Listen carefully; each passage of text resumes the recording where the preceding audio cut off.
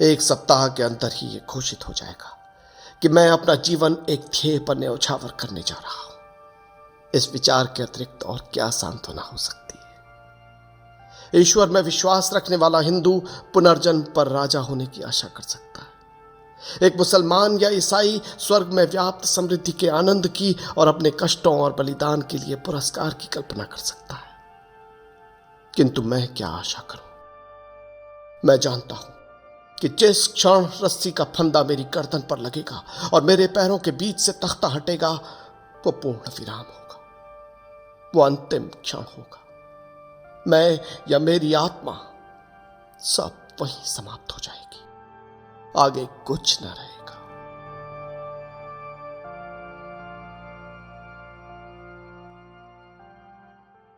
साथियों, ये वक्तव्य था सरदार भगत सिंह का, जिसे उन्होंने अपने एक लेख मैं नास्तिक क्यों हूं में लिखा था। भगत सिंह का ये लेख 27 सितंबर 1931 को लाहौर के अखबार द पीपल में प्रकाशित हुआ। उस वक्त सरदार भगत सिंह लाहौर के सेंट्रल जेल में बंद थे। उन्हें फांसी की सजा सुनाई जा चुकी थी। उसी दौरान उसी जेल में एक और स्वतंत्रता सेनानी बाबा रणधीर सिंह भी कैद थे। वो एक धार्मिक व्यक्ति थे। उन्हें यह जानकर बहुत कष्ट हुआ कि भगत सिंह का ईश्वर पर विश्वास नहीं है। वो किसी तरह भगत सिंह की काल कोठरी में पहुंचने में सफल हुए और उन्हें ईश्वर के अस्तित्व पर यकीन दिलाने की कोशिश की। असफल होने पर बाबा ने नाराज होकर कहा, प्रसिद्धि से तुम्हारा दिमाग खराब हो गया है और तुम अहंकारी बन गए हो, और प्रसिद्धि एक काले पर्दे की तरह तुम्हारे और ईश्वर के बीच खड़ी है। इस टिप्पणी के जवाब में ही भगत सिंह ने ये लेख लिखा, मैं नास्तिक क्यों हूं। एक नया प्रश्न उठ खड़ा हुआ है। क्या मैं किसी अहंकार के कारण सर्वशक्तिमान, सर्वव्यापी और सर्वज्ञानी ईश्वर के अस्तित्व पर विश्वास नहीं करता हूं? मेरे कुछ दोस्त, शायद ऐसा कहकर मैं उन पर बहुत अधिकार नहीं जमा रहा हूं, मेरे साथ अपने थोड़े से संपर्क में इस निष्कर्ष पर पहुंचने के लिए उत्सुक हैं कि मैं ईश्वर के अस्तित्व को नकार कर कुछ जरूरत से ज्यादा आगे जा रहा हूं, और मेरे घमंड ने कुछ हद तक मुझे इस विश्वास के लिए उकसाया है। मैं ऐसी कोई शेखी नहीं बघाड़ता कि मैं मानवीय कमजोरियों से बहुत ऊपर हूं। मैं एक मनुष्य हूं और इससे अधिक कुछ भी नहीं। कोई भी इससे अधिक होने का दावा नहीं कर सकता। यह कमजोरी मेरे अंदर भी है। अहंकार भी मेरे स्वभाव का अंग है। अपने कॉमरेडों के बीच मुझे निरंकुश कहा जाता था। यहां तक कि मेरे दोस्त श्री बटुकेश्वर कुमार दत्त भी मुझे कभी कभी ऐसा कहते थे। कई मौकों पर स्वेच्छाधारी कहकर मेरी निंदा भी की गई। कुछ दोस्तों को शिकायत है, और गंभीर रूप से है, कि मैं अनचाहे ही अपने विचार उन पर थोपता हूं और अपने प्रस्तावों को मनवा लेता हूं। यह बात कुछ हद तक सही है, इससे मैं इनकार नहीं करता। इसे अहंकार कहा जा सकता है। जहां तक अन्य प्रचलित मतों के मुकाबले हमारे अपने मत का सवाल है, मुझे निश्चय ही अपने मत पर गर्व है, लेकिन यह व्यक्तिगत नहीं है। ऐसा हो सकता है कि यह केवल अपने विश्वास के प्रति न्यायोचित गर्व हो, और इसको घमंड नहीं कहा जा सकता। घमंड तो स्वयं के प्रति अनुचित गर्व की अधिकता है। क्या यह अनुचित गर्व है जो मुझे नास्तिकता की ओर ले गया, या इस विषय का खूब सावधानी से अध्ययन करने और उस पर खूब विचार करने के बाद मैंने ईश्वर पर अविश्वास किया? मैं ये समझने में पूरी तरह से असफल रहा हूं कि अनुचित गर्व या वृथाभिमान किसी तरह किसी व्यक्ति के ईश्वर में विश्वास करने के रास्ते में रोड़ा बन सकता है। किसी वास्तव में महान व्यक्ति की महानता को मैं मान्यता न दूं, यह तभी हो सकता है जब मुझे भी थोड़ा सा ऐसा यश प्राप्त हो गया हो जिसके या तो मैं योग्य नहीं हूं, या मेरे अंदर वे गुण नहीं है जो इसके लिए आवश्यक है। यहां तक तो समझ में आता है, लेकिन यह कैसे हो सकता है कि एक व्यक्ति जो ईश्वर में विश्वास रखता हो, सहसा अपने व्यक्तिगत अहंकार के कारण उसमें विश्वास करना बंद कर दे? दो ही रास्ते संभव हैं। या तो मनुष्य अपने को ईश्वर का प्रतिद्वंदी समझने लगे, या वो स्वयं को ही ईश्वर मानना शुरू कर दे। इन दोनों ही अवस्थाओं में वो सच्चा नास्तिक नहीं बन सकता। पहली अवस्था में तो वो अपने प्रतिद्वंद्वी के अस्तित्व को नकारता ही नहीं है। दूसरी अवस्था में भी वो एक ऐसी चेतना के अस्तित्व को मानता है जो पर्दे के पीछे से प्रकृति की सभी गतिविधियों का संचालन करती है। मैं तो उस सर्वशक्तिमान परम आत्मा के अस्तित्व से ही इनकार करता हूं। ये अहंकार नहीं है, जिसने मुझे नास्तिकता के सिद्धांत को ग्रहण करने के लिए प्रेरित किया। मैं न तो एक प्रतिद्वंदी हूं, न एक अवतार, और न ही स्वयं परमात्मा। इस अभियोग को अस्वीकार करने के लिए आइए तथ्यों पर गौर करें। मेरे इन दोस्तों के अनुसार दिल्ली बम केस और लाहौर षड्यंत्र केस के दौरान मुझे जो अनावश्यक यश मिला, शायद उस कारण मैं वृथाभिमानी हो गया हूं। देखिए, मेरा नास्तिकतावाद कोई अभी हाल की उत्पत्ति नहीं है। मैंने तो ईश्वर पर विश्वास करना तब छोड़ दिया था जब मैं एक अप्रसिद्ध नौजवान था। कम से कम एक कॉलेज का विद्यार्थी तो ऐसे किसी अनुचित अहंकार को नहीं पाल पोस सकता जो उसे नास्तिकता की ओर ले जाए। यद्यपि मैं कुछ अभिभावकों का चहेता था और कुछ अन्य को मैं अच्छा नहीं लगता था, पर मैं कभी भी बहुत मेहनती और पढ़ाकू विद्यार्थी नहीं रहा। अहंकार जैसी भावना में फंसने का कोई मौका ही न मिल सका। मैं तो एक बहुत लज्जालू स्वभाव का लड़का था, जिसकी भविष्य के बारे में कुछ निराशावादी प्रकृति थी। मेरे बाबा, जिनके प्रभाव में मैं बड़ा हुआ, एक रूढ़िवादी आर्य समाजी हैं। एक आर्य समाजी, और कुछ भी हो, नास्तिक नहीं होता। अपनी प्राथमिक शिक्षा पूरी करने के बाद मैंने डीएवी स्कूल लाहौर में प्रवेश लिया और पूरे 1 साल उसके छात्रावास में रहा। वहां सुबह और शाम की प्रार्थना के अतिरिक्त मैं घंटों गायत्री मंत्र जपा करता था। उन दिनों मैं पूरा भक्त था। बाद में मैंने अपने पिता के साथ रहना शुरू किया।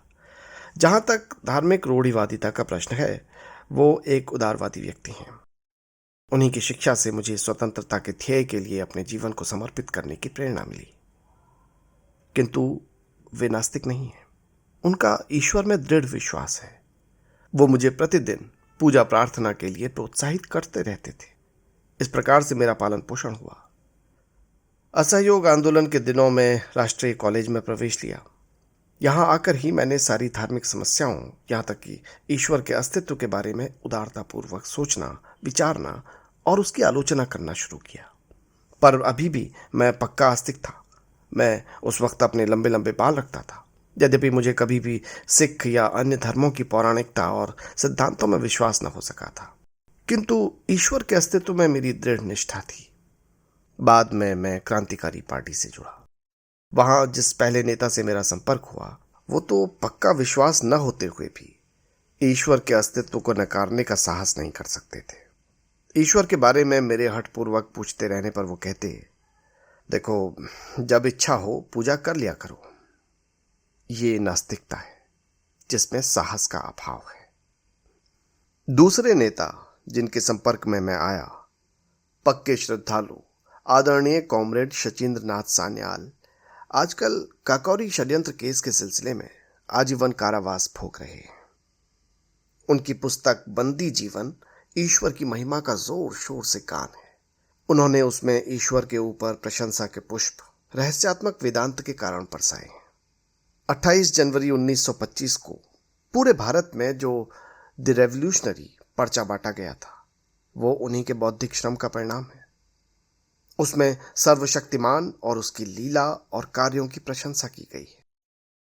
मेरा ईश्वर के प्रति अविश्वास का भाव क्रांतिकारी दल में भी प्रस्फुटित नहीं हुआ था। काकोरी के सभी 4 शहीदों ने अपने अंतिम दिन भजन प्रार्थना में गुजारे थे। राम प्रसाद बिस्मिल एक रूढ़िवादी आर्य समाजी थे। समाजवाद और साम्यवाद में अपने वृहद अध्ययन के बावजूद राजेन लाहिड़ी उपनिषद और गीता के श्लोकों के उच्चारण की अभिलाषा को दबा नहीं सके। मैंने उन सब में सिर्फ एक ही व्यक्ति को देखा जो कभी प्रार्थना नहीं करता था और कहता था कि दर्शन शास्त्र मनुष्य की दुर्बलता और ज्ञान के सीमित होने के कारण उत्पन्न होता है। वो भी आजीवन निर्वासन की सजा भोग रहा है, परंतु उसने भी ईश्वर के अस्तित्व को कभी नकारने की हिम्मत नहीं की। इस समय तक मैं केवल एक रोमांटिक आदर्शवादी क्रांतिकारी था। अब तक हम दूसरों का अनुसरण करते थे। अब अपने कंधों पर जिम्मेदारी उठाने का समय आया था। ये मेरे क्रांतिकारी जीवन का एक निर्णायक बिंदु था। अध्ययन की पुकार मेरे मन के गलियारों में गूंज रही थी। विरोधियों द्वारा रखे गए तर्कों का सामना करने योग्य बनने के लिए अध्ययन करो। अपने मत के पक्ष में तर्क देने के लिए सक्षम होने के वास्ते पढ़ो। मैंने पढ़ना शुरू कर दिया। इससे मेरे पुराने विचार और विश्वास अद्भुत रूप से परिष्कृत हुए। रोमांस की जगह गंभीर विचारों ने ले ली। नहीं अधिक रहस्यवाद, नहीं अंधविश्वास। यथार्थवाद हमारा आधार बना। मुझे विश्व क्रांति के अनेक आदर्शों के बारे में पढ़ने का खूब मौका मिला। मैंने अराजकतावादी नेता बाकुनिन को पढ़ा, कुछ साम्यवाद के पिता मार्क्स को, किंतु अधिक लेनिन, त्रोत्स्की और अन्य लोगों को पढ़ा जो अपने देश में सफलतापूर्वक क्रांति लाए थे। ये सभी नास्तिक थे। बाद में मुझे निर्लंब स्वामी की पुस्तक सहज ज्ञान मिली। इसमें रहस्यवादी नास्तिकता थी। 1926 के अंत तक मुझे इस बात का विश्वास हो गया कि एक सर्वशक्तिमान परमात्मा की बात, जिसने ब्रह्मांड का सृजन, दिग्दर्शन और संचालन किया, एक कोरी बकवास है। मैंने अपने इस अविश्वास को प्रदर्शित किया। मैंने इस विषय पर अपने दोस्तों से बहस की। मैं एक घोषित नास्तिक हो चुका था। मई 1927 में मैं लाहौर में गिरफ्तार हुआ। रेलवे पुलिस हवालात में मुझे 1 महीना काटना पड़ा। पुलिस अफसरों ने मुझे बताया कि मैं लखनऊ में था जब वहां काकोरी दल का मुकदमा चल रहा था, कि मैंने उन्हें छुड़ाने की किसी योजना पर बात की थी, कि उनकी सहमति पाने के बाद हमने कुछ बम प्राप्त किए थे, कि 1927 में दशहरा के अवसर पर उन बमों में से एक परीक्षण के लिए भीड़ पर फेंका गया, कि यदि मैं क्रांतिकारी दल की गतिविधियों पर प्रकाश डालने वाला एक वक्तव्य दे दूं तो मुझे गिरफ्तार नहीं किया जाएगा, और इसके विपरीत मुझे अदालत में मुखबिर की तरह पेश किए बगैर रिहा कर दिया जाएगा और इनाम दिया जाएगा। मैं इस प्रस्ताव पर हंसा। यह सब बेकार की बात थी। हम लोगों की भांति विचार रखने वाले अपनी निर्दोष जनता पर बम नहीं फेंका करते। एक दिन सुबह सीआईडी के वरिष्ठ अधीक्षक श्री न्यूमन ने कहा कि यदि मैंने ऐसा वक्तव्य नहीं दिया तो मुझ पर काकोरी केस से संबंधित विद्रोह छेड़ने के षड्यंत्र और दशहरा उपद्रव में क्रूर हत्याओं के लिए मुकदमा चलाने पर वो बाध्य होंगे, और कि उनके पास मुझे सजा दिलाने और फांसी पर लटकवाने के लिए उचित प्रमाण है। उसी दिन से कुछ पुलिस अफसरों ने मुझे नियम से दोनों समय ईश्वर की स्तुति करने के लिए फुसलाना शुरू कर दिया। पर अब मैं एक नास्तिक था। मैं स्वयं के लिए यह बात तय करना चाहता था कि क्या शांति और आनंद के दिनों में ही मैं नास्तिक होने का दंभ भरता हूं, या ऐसे कठिन समय में भी मैं उन सिद्धांतों पर अडिग रह सकता हूं। बहुत सोचने के बाद मैंने निश्चय किया कि किसी भी तरह ईश्वर पर विश्वास और प्रार्थना मैं नहीं कर सकता। नहीं, मैंने एक क्षण के लिए भी नहीं की। यही असली परीक्षण था और मैं सफल रहा। अब मैं एक पक्का अविश्वासी था और तब से लगातार हूं। इस परीक्षण पर खरा उतरना आसान काम नहीं था। विश्वास कष्टों को हल्का कर देता है, यहां तक कि उन्हें सुखकर बना सकता है। ईश्वर में मनुष्य को अत्यधिक सांत्वना देने वाला एक आधार मिल सकता है। उसके बिना मनुष्य को अपने ऊपर निर्भर करना पड़ता है। तूफान और झंझावात के बीच अपने पांवों पर खड़ा रहना कोई बच्चों का खेल नहीं है। परीक्षा की इन घड़ियों में अहंकार यदि है तो भाप बनकर उड़ जाता है और मनुष्य अपने विश्वास को ठुकराने का साहस नहीं कर पाता। यदि ऐसा करता है तो इससे यह निष्कर्ष निकलता है कि उसके पास सिर्फ अहंकार नहीं वरन कोई अन्य शक्ति है। आज बिल्कुल वैसी ही स्थिति है। निर्णय का पूरा पूरा पता है। 1 सप्ताह के अंदर ही यह घोषित हो जाएगा कि मैं अपना जीवन एक ध्येय पर न्यौछावर करने जा रहा हूं। इस विचार के अतिरिक्त और क्या सांत्वना हो सकती है। ईश्वर में विश्वास रखने वाला हिंदू पुनर्जन्म पर राजा होने की आशा कर सकता है। एक मुसलमान या ईसाई स्वर्ग में व्याप्त समृद्धि के आनंद की और अपने कष्टों और बलिदान के लिए पुरस्कार की कल्पना कर सकता है। किंतु मैं क्या आशा करूं? मैं जानता हूं कि जिस क्षण रस्सी का फंदा मेरी गर्दन पर लगेगा और मेरे पैरों के बीच से तख्ता हटेगा, वो पूर्ण विराम होगा। वो अंतिम क्षण होगा। मैं या मेरी आत्मा सब वहीं समाप्त हो जाएगी। आगे कुछ न रहेगा। एक छोटी सी जूझती हुई जिंदगी जिसकी कोई ऐसी गौरवशाली परिणति नहीं है, अपने में स्वयं एक पुरस्कार होगी, यदि मुझ में इस दृष्टि से देखने का साहस हो। बिना किसी स्वार्थ के यहाँ या यहाँ के बाद पुरस्कार की इच्छा के बिना मैंने अनासक्त भाव से अपने जीवन को स्वतंत्रता के ध्येय पर समर्पित कर दिया है, क्योंकि मैं कुछ और कर ही नहीं सकता था। जिस दिन हमें इस मनोवृत्ति के बहुत से पुरुष और महिलाएं मिल जाएंगे जो अपने जीवन को मनुष्य की सेवा और पीड़ित मानवता के उद्धार के अतिरिक्त कहीं समर्पित नहीं कर सकते, उसी दिन मुक्ति के युग का शुभारंभ होगा। वे शोषकों, उत्पीड़कों और अत्याचारियों को चुनौती देने के लिए उत्प्रेरित होंगे, इसलिए नहीं कि उन्हें राजा बनना है या कोई अन्य पुरस्कार प्राप्त करना है, यहां या अगले जन्म में या मृत्यु उपरांत स्वर्ग में। उन्हें तो मानवता की गर्दन से दासता का चूहा उतार फेंकने और मुक्ति और शांति की स्थापना करने के लिए इस मार्ग को अपनाना होगा। क्या वे उस रास्ते पर चलेंगे जो उनके अपने लिए खतरनाक किंतु उनकी महान आत्मा के लिए एकमात्र कल्पनीय रास्ता है? क्या इस महान ध्येय के प्रति उनके गर्व को अहंकार कहकर उनका गलत अर्थ लगाया जाएगा? कौन इस प्रकार के घृणित विश्लेषण पर बोलने का साहस करेगा? या तो वो मूर्ख है या धूर्त। हमें चाहिए कि उसे क्षमा कर दें, क्योंकि वो उस हृदय में उद्वेलित उच्च विचारों, भावनाओं, आवेगों और उनकी गहराई को महसूस नहीं कर सकता। उसका हृदय मांस के एक टुकड़े की तरह मृत है। उसकी आंखों पर अन्य स्वार्थों के प्रेतों की छाया पड़ने से वे कमजोर हो गई। स्वयं पर भरोसा रखने के गुण को सदैव अहंकार की संज्ञा दी जा सकती है। ये दुखपूर्ण और कष्टप्रद है, पर चारा ही क्या है? आलोचना और स्वतंत्र विचार एक क्रांतिकारी के दोनों अनिवार्य गुण हैं, क्योंकि हमारे पूर्वजों ने किसी परमात्मा के प्रति विश्वास बना लिया था। अतः कोई भी व्यक्ति जो उस विश्वास को सत्यता या उस परमात्मा के अस्तित्व को ही चुनौती दे, उसको विधर्मी, विश्वासघाती कहा जाएगा। यदि उसके तर्क इतने अकाट्य हैं कि उनका खंडन वितर्क द्वारा नहीं हो सकता, और उसकी आस्था इतनी प्रबल है कि उसे ईश्वर के प्रकोप से होने वाली विपत्तियों का भय दिखाकर दबाया नहीं जा सकता, तो उसकी ये कहकर निंदा की जाएगी कि वो वृथाभिमानी है। ये मेरा अहंकार नहीं था जो मुझे नास्तिकता की ओर ले गया। मेरे तर्क का तरीका संतोषप्रद सिद्ध होता है या नहीं, इसका निर्णय मेरे पाठकों को करना है, मुझे नहीं। मैं जानता हूं कि ईश्वर पर विश्वास ने आज मेरा जीवन आसान और बोझ हल्का कर दिया होता। उस पर मेरे अविश्वास ने सारे वातावरण को अत्यंत शुष्क बना दिया है। थोड़ा सा रहस्यवाद इसे कवित्वमय बना सकता है, किंतु मेरे भाग्य को किसी उन्माद का सहारा नहीं चाहिए। मैं यथार्थवादी हूं। मैं अंततः प्रकृति पर विवेक की सहायता से विजय चाहता हूं। इस ध्येय में मैं सदैव सफल नहीं हुआ हूं। प्रयास करना मनुष्य का कर्तव्य है। सफलता तो संयोग और वातावरण पर निर्भर है। कोई भी मनुष्य जिसमें तनिक भी विवेक शक्ति है, वो अपने वातावरण को तार्किक रूप से समझना चाहेगा। जहां सीधा प्रमाण नहीं है, वहां दर्शन शास्त्र का महत्व है। जब हमारे पूर्वजों ने फुर्सत के समय विश्व के रहस्य को, इसके भूत, भविष्य और वर्तमान को, इसके क्यों और कहां से समझने का प्रयास किया, तो सीधे परिणामों के कठिन अभाव में हर व्यक्ति ने इन प्रश्नों को अपने ढंग से हल किया।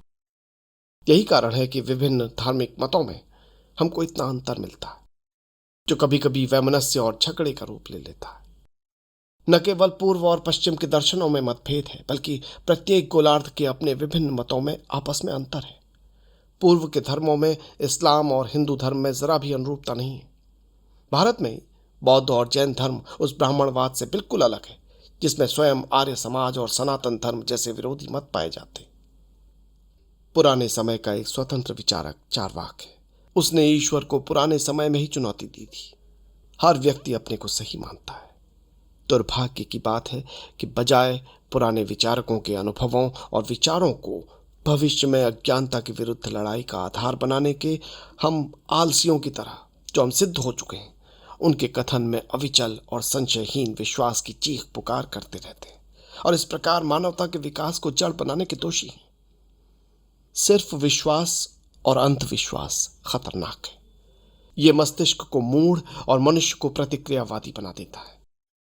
जो मनुष्य अपने को यथार्थवादी होने का दावा करता है, उसे समस्त प्राचीन रूढ़िगत विश्वासों को चुनौती देनी होगी। प्रचलित मतों को तर्कों की कसौटी पर कसना होगा।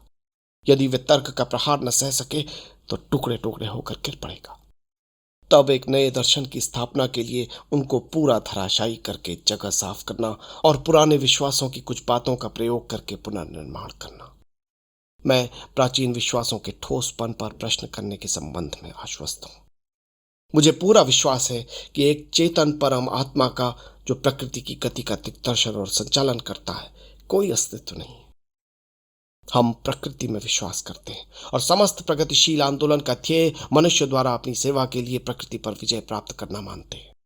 इसको दिशा देने के पीछे कोई चेतन शक्ति नहीं है। यही हमारा दर्शन है। हम आस्तिकों से कुछ प्रश्न करना चाहते हैं। यदि आपका विश्वास है कि एक सर्वशक्तिमान, सर्वव्यापक और सर्वज्ञानी ईश्वर है जिसने विश्व की रचना की, तो कृपा करके मुझे यह बताएं कि उसने ये रचना क्यों की। कष्टों और संतापों से पूर्ण दुनिया, असंख्य दुखों के शाश्वत अनंत गठबंधनों से ग्रसित एक भी व्यक्ति तो पूरी तरह संतुष्ट नहीं है। कृपया ये न कहें कि यही उसका नियम है। यदि वो किसी नियम से बंधा है तो वो सर्वशक्तिमान नहीं है। वो भी हमारी तरह नियमों का दास है। कृपा करके ये भी न कहें कि ये उसका मनोरंजन है। नीरो ने बस एक रोम जलाया था। उसने बहुत थोड़ी संख्या में लोगों की हत्या की थी। उसने तो बहुत थोड़ा दुख पैदा किया अपने पूर्ण मनोरंजन के लिए। और उसका इतिहास में क्या स्थान है? उसे इतिहासकार किस नाम से बुलाते हैं? सभी विषैले विशेषण उस पर बरसाए जाते हैं। पन्ने उसकी निंदा के वाक्यों से काले पुते भर्त्सना करते हैं।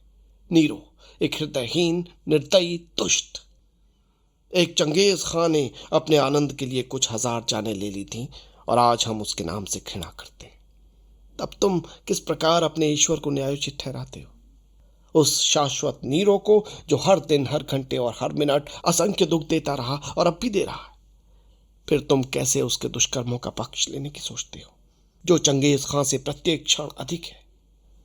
क्या ये सब बाद में इन निर्दोष कष्ट सहने वालों को पुरस्कार और गलती करने वालों को दंड देने के लिए हो रहा है? ठीक है, ठीक है।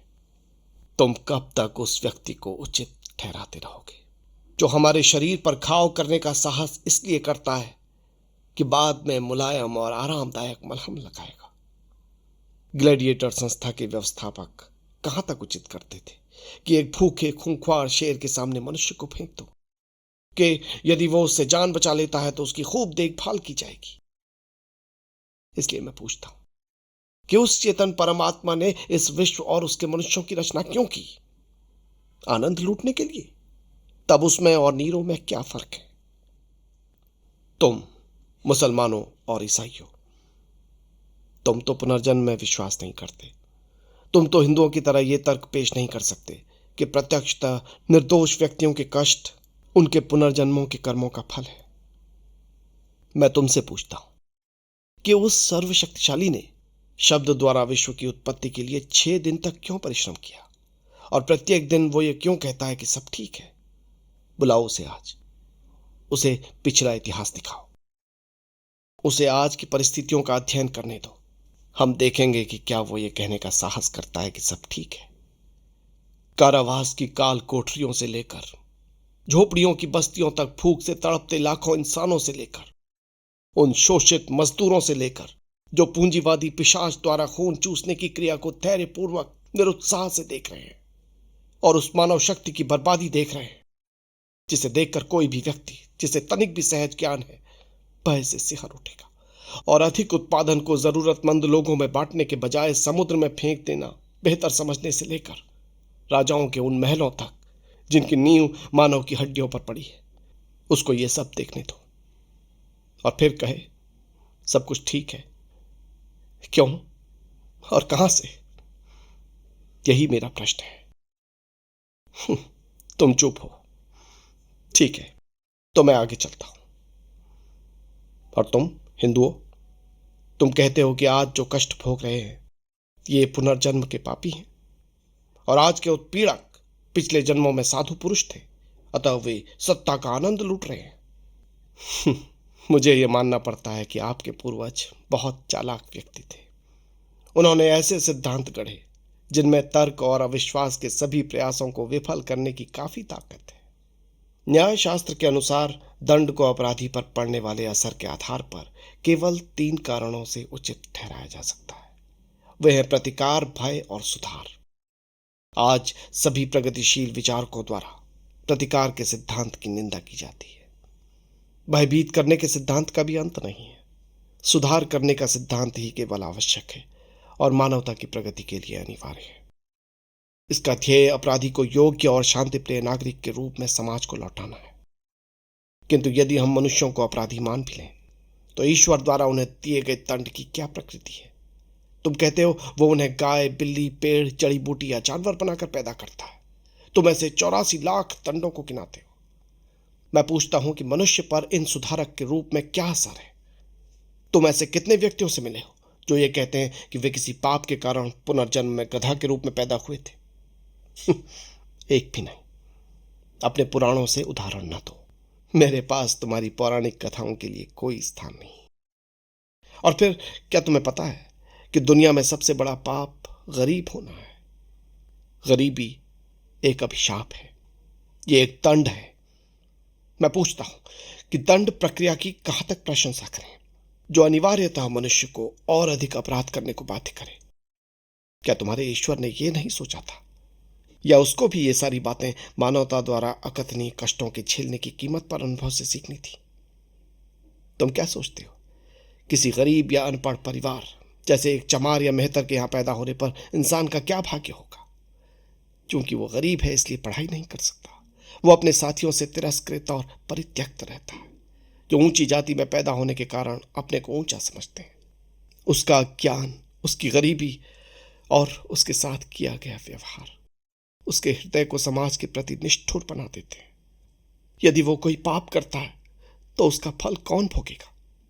ईश्वर, वो स्वयं, या समाज के मनीषी? और उन लोगों के दंड के बारे में क्या होगा जिन्हें दंभी ब्राह्मणों ने जानबूझकर अज्ञानी बनाए रखा और जिनको तुम्हारी ज्ञान की पवित्र पुस्तकों, वेदों के कुछ वाक्य सुन लेने के कारण कान में पिघले शीशे की धारा सहन करने की सजा भुगतनी पड़ती थी? यदि वे कोई अपराध करते हैं तो उसके लिए जिम्मेदार कौन होगा और उनका प्रहार कौन सहेगा? मेरे प्रिय दोस्तों, ये सिद्धांत विशेषाधिकार युक्त लोगों के आविष्कार हैं। ये अपनी हथियाई हुई शक्ति, पूंजी और उच्चता को इन सिद्धांतों के आधार पर सही ठहराते हैं। एप्टन सिंक्लेयर ने लिखा था कि मनुष्य को बस अमरत्व में विश्वास दिला दो और उसके बाद उसकी सारी संपत्ति लूट लो। वो बगैर बड़बड़ाए इस कार्य में तुम्हारी सहायता करेगा। धर्म के उपदेशकों और सत्ता के स्वामियों के गठबंधन से ही जेल, फांसी, कोड़े और ये सिद्धांत तो बचते हैं।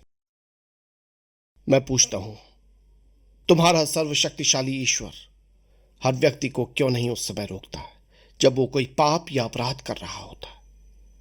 ये तो वो बहुत आसानी से कर सकता है।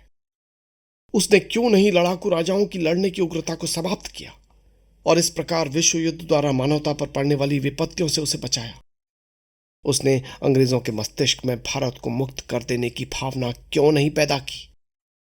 वो क्यों नहीं पूंजीपतियों के हृदय में यह परोपकारी उत्साह भर देता है कि वे उत्पादन के साधनों पर अपनी व्यक्तिगत संपत्ति का अधिकार त्याग दें और इस प्रकार केवल संपूर्ण श्रमिक समुदाय वरन समस्त मानव समाज को पूंजीवादी बेड़ियों से मुक्त करें?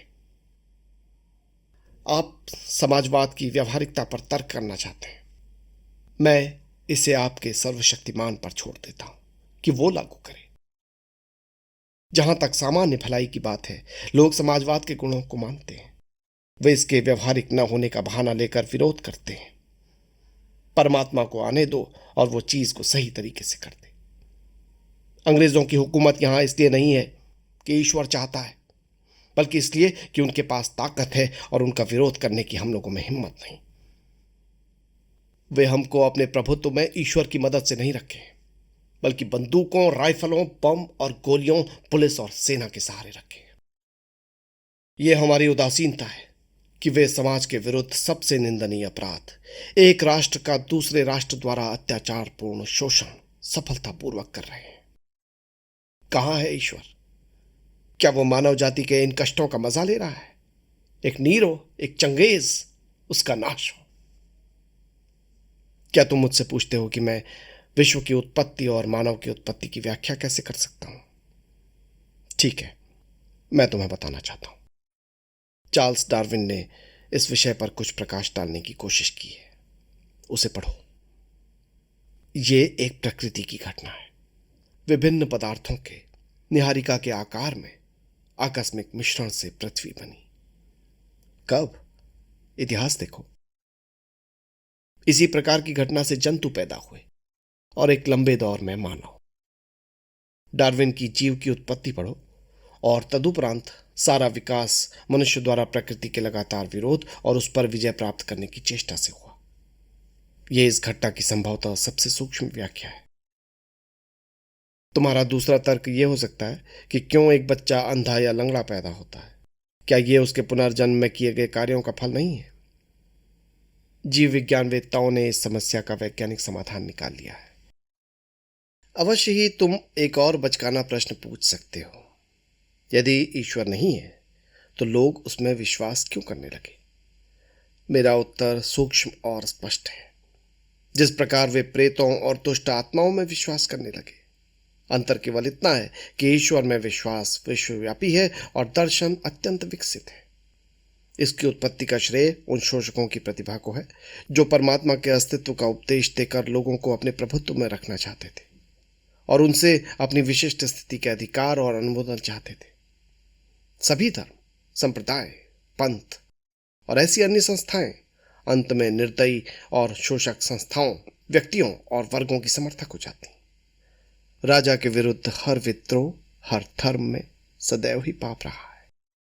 मनुष्य की सीमाओं को पहचानने पर, उसकी दुर्बलता और दोष को समझने के बाद परीक्षा की घड़ियों में मनुष्य को बहादुरी से सामना करने के लिए उत्साहित करने, सभी खतरों को पुरुषत्व के साथ झेलने और संपन्नता और ऐश्वर्य में उसके विस्फोट को बांधने के लिए ईश्वर के काल्पनिक अस्तित्व की रचना हुई। अपने व्यक्तिगत नियमों और अभिभावकीय उदारता से पूर्ण ईश्वर की बढ़ा चढ़ाकर कल्पना और चित्रण किया गया। जब उसकी उग्रता और व्यक्तिगत नियमों की चर्चा होती है तो उसका उपयोग एक भय दिखाने वाले के रूप में किया जाता है ताकि कोई मनुष्य समाज के लिए खतरा न बन जाए। जब उसके अभिभावक गुणों की व्याख्या होती है तो उसका उपयोग एक पिता, माता, भाई, बहन, दोस्त और सहायक की तरह किया जाता है। जब मनुष्य अपने सभी दोस्तों द्वारा विश्वासघात और त्याग देने से अत्यंत क्लेश में हो, तब उसे इस विचार से सांत्वना मिल सकती है कि एक सदा सच्चा दोस्त उसकी सहायता करने को है, उसको सहारा देगा और वो सर्वशक्तिमान है और वो कुछ भी कर सकता है। वास्तव में आदिम काल में यह समाज के लिए उपयोगी था। पीड़ा में पड़े मनुष्य के लिए ईश्वर की कल्पना उपयोगी होती है। समाज को इस विश्वास के विरुद्ध लड़ना होगा। मनुष्य जब अपने पैरों पर खड़ा होने का प्रयास करता है और यथार्थवादी बन जाता है, तब उसे श्रद्धा को एक ओर फेंक देना चाहिए और उन सभी कष्टों, परेशानियों का पुरुषत्व के साथ सामना करना चाहिए जिनमें परिस्थितियां उसे पटक सकती हैं। यही आज मेरी स्थिति है। यह मेरा अहंकार नहीं है मेरे दोस्त, मेरे सोचने का तरीका है जिसने मुझे नास्तिक बनाया है। ईश्वर में विश्वास और रोज बरोज की प्रार्थना को मैं मनुष्य के लिए सबसे स्वार्थी और गिरा हुआ काम मानता हूं। मैंने उन नास्तिकों के बारे में पढ़ा है जिन्होंने सभी विपदाओं का बहादुरी से सामना किया। अतः मैं भी एक पुरुष की भांति फांसी के फंदे की अंतिम घड़ी तक सिर ऊंचा किए खड़ा रहना चाहता हूं। हमें देखना है कि मैं कैसे निभा पाता हूं। मेरे एक दोस्त ने मुझे प्रार्थना करने को कहा। जब मैंने उसे नास्तिक होने की बात बताई तो उसने कहा, अपने अंतिम दिनों में तुम विश्वास करने लगोगे। मैंने कहा, नहीं प्यारे दोस्त, ऐसा नहीं होगा। मैं इसे अपने लिए अपमानजनक और भ्रष्ट होने की बात समझता हूं। स्वार्थी कारणों से मैं प्रार्थना नहीं करूंगा। पाठकों, दोस्तों, क्या यह अहंकार है? अगर है तो मैं स्वीकार करता हूं।